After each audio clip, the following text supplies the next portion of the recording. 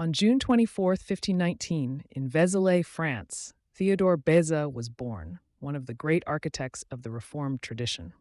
Though remembered as John Calvin's successor, he was more: a brilliant scholar, bold defender of faith, and key figure in developing what we now call Presbyterian theology. Beza studied law at the University of Orleans, preparing for a career in civil service. Fluent in Latin and Greek, he published poetry and won admiration in humanist circles. But Beza was restless, drawn to the reformers' writings. In 1548, after illness and spiritual crisis, Beza renounced his career, left the French court, and aligned with the Reformation. Forced to flee persecution, he found refuge in Geneva, where he met John Calvin, a meeting that changed his life and reformed Christianity's future. Beza became Calvin's closest ally. He taught theology, engaged in debates, and represented the Reformed cause at courts and councils. When Calvin died in 1564, Beza stepped into leadership, preserving the Reformed movement with theological precision and pastoral care. His Confessio Christianae Fidei was a systematic exposition of Reformed doctrine, defending predestination, the authority of Scripture, and salvation by grace alone.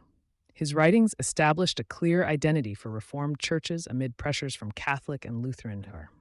Beza was also a textual scholar.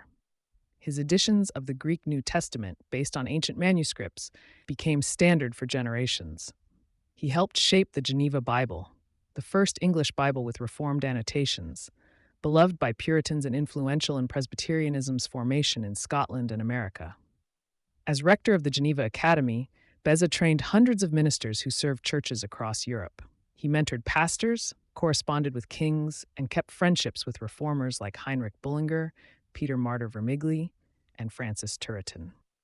Despite war, upheaval, and doctrinal controversy, Beza remained faithful. His leadership stabilized the Reformed tradition, bridging first and second generations of reformers.